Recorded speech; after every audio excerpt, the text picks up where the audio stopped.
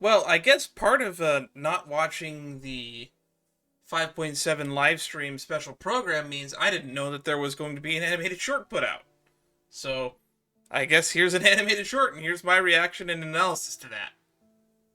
So be sure to watch it on your own time, and hopefully you watched it already before you're watching my reaction. So here we go. Let's start with the description, and let's see. Star Odyssey, animated short. Looking up, she could see the night sky embracing all that is. In that moment, 1,000 emotions crystallized into questions. Where hang the sun and moon? What canvas depicts the stars? The infinite universe and breadth of time question the smallness of man.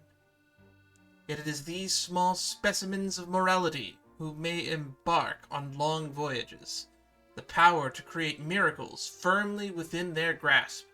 This is kind of reminding me of the Descender lore that we got a bunch of back in the Fontaine Archon, not the Fontaine Archon quest, but the Fontaine Narsenkreuz Ordo World Quest series, which was a really good world series, and you should definitely go through it if you haven't. It was really nice to see a bunch of world quests that were interconnected, and I'm glad to see that when we went to Natland, they did something similar to that. And I kind of hope that they continue to do that for World Quest series moving forward, which I think Sumeru was the first time we really got a nice interconnected one like that, where we had multiple Archon quests that were interconnected with Jet's entire storyline. God, I hope we see Jet again someday.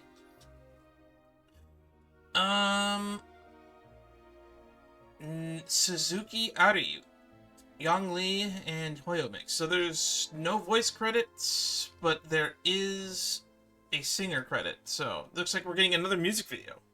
So this is going to be Skirk's animated short. So let's see what we have. Fight like Skirk is the hashtag that they chose for this. All right, let's see. 322. All right.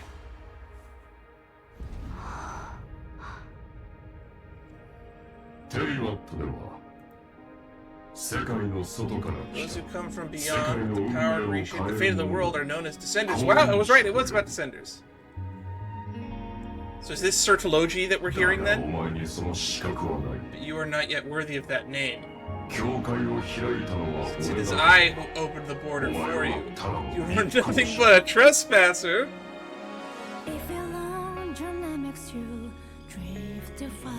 So Skirk is an alien. I guess this is our confirmation of it. Or I guess maybe they talked about this in the live stream. I don't know.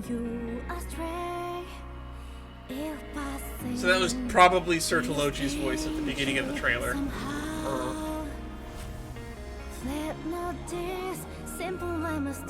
Hey!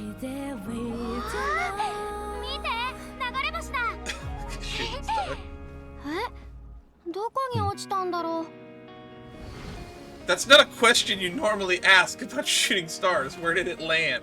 If you seek the means to defeat me, walk the path I once walked. Oh, so it's one of those the student must surpass the master type storylines. Got it.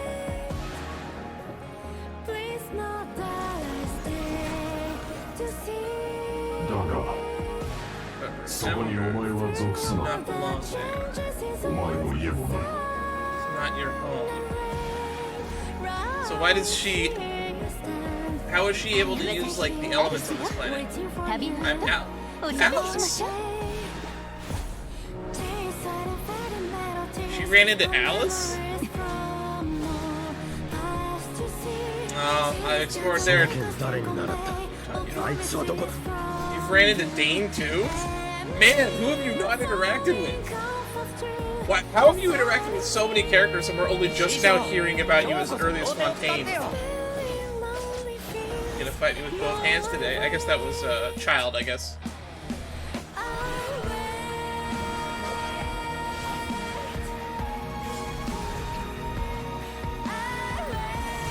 I think those are the Abyss Mimics that we saw mostly in Natland. What is this? Unlimited Blade Works? I know that we're about to get a crossover with Fate Stay Night in Honkai Star Rail, but I wasn't expecting to see an Unlimited Blade Works reference in this trailer. Not on my list of expectations. Oh!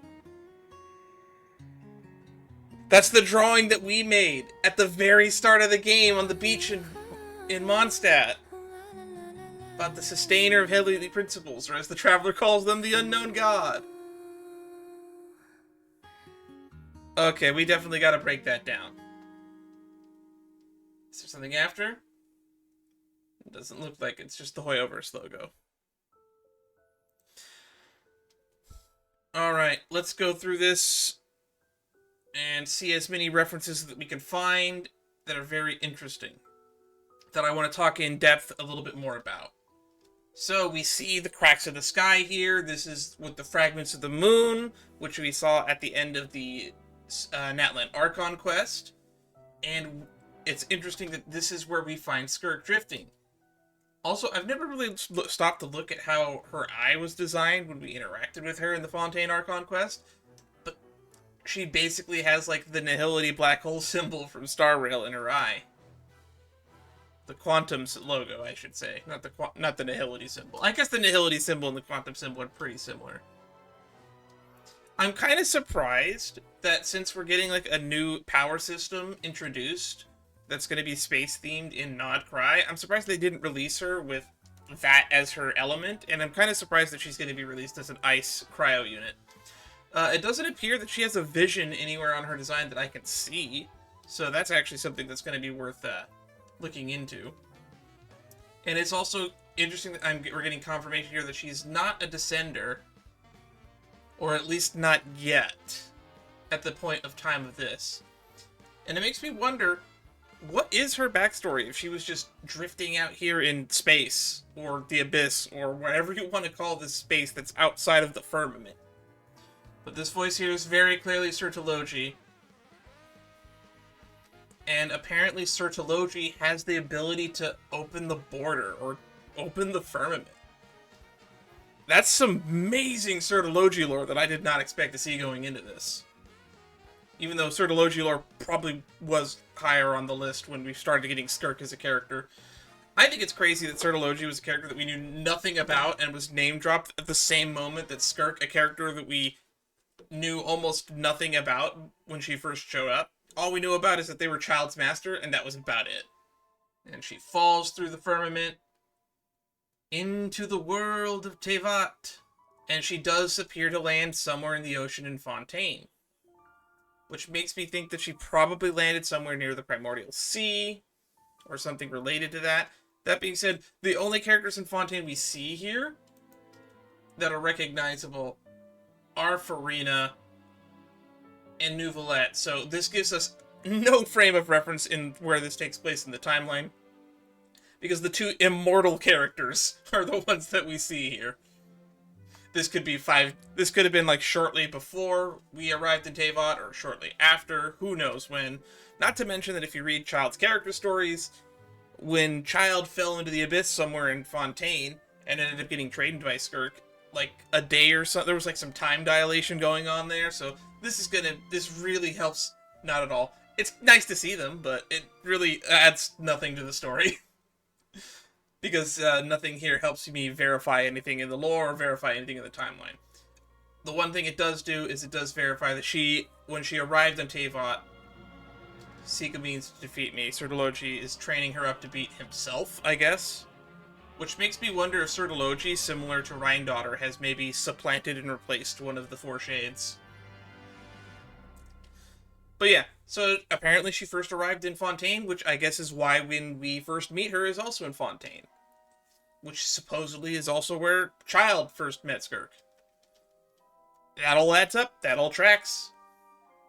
Walk the path I once walked. Follow in Sertology's footsteps and one day defeat Sertology. Let's talk some time. She met Alice somewhere here, which I'm assuming this is somewhere in Nodcry or somewhere in Snetsnaya. Because that's apparently where Alice spends most of her time. I'm Alice. Just passing through. Let's talk some time. Which means, I guess when we get the Collected Mission 3 for Skirk, Alice will probably be the narrator. Maybe it'll be Dainsleif, because apparently she ran into Dainsleif wherever this is. Oh, yeah, yeah, this is just outside the Great Mausoleum. And we're going to be getting the new Dane's Quest, I assume, in 5.7. Everybody had been assuming that long before the live stream came out, and as I've mentioned already, I haven't watched the live stream. So I'm just assuming, based off of the image that we have for the 5.7 update, that we will be running into Dane, we will be running into Skirk, and both of them together will be involved in a Dane quest in some way. And if it's not a Archon quest interlude, I wouldn't be surprised if it's instead of the Dane quest, we just get Skirk's character story, and the character story just being the Dane quest. Wouldn't be surprised if they do that, but I would hope that it becomes mandatory, because that's a lot of missable lore.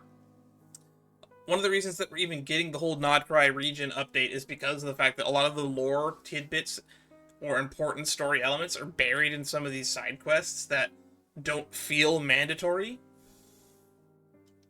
And it really makes it so that people like me that follow the lore just feel like I get a lot more out of the story than the average person, because I'm keeping up on a lot of these little side stories, like what's going on with the moon, what's going on with the Frostmoon Scions, and whatnot. Skirk has always been a fascinating character, the idea of Descenders.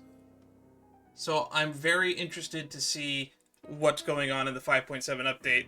And I don't have much longer to wait, because that'll be coming out next week on the 18th. I already mentioned that I think this might be a reference to Unlimited Blade Works, and apparently she seems to summon as many blades as she wants. So I'm guessing this is her own little domain expansion or something similar.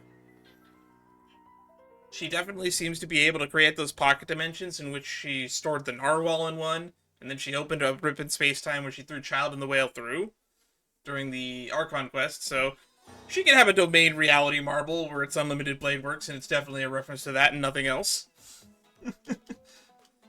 This has been a fun little trailer, and I've already been rambling on for about 12 minutes, so let's just look at the last little thing. She arrives here. I don't know when she arrives here, but it's definitely probably like the night of or the day after we leave this spot where we first start our journey. Because realistically, if you draw something in the sand that close to the water line, as soon as high tide comes at night, this should be gone. But it's still here, which means she has probably been following our footsteps, whether she knows it or not. So Skirk has not been too far behind us, and is someone that's just been lurking in the lore in the background all this time.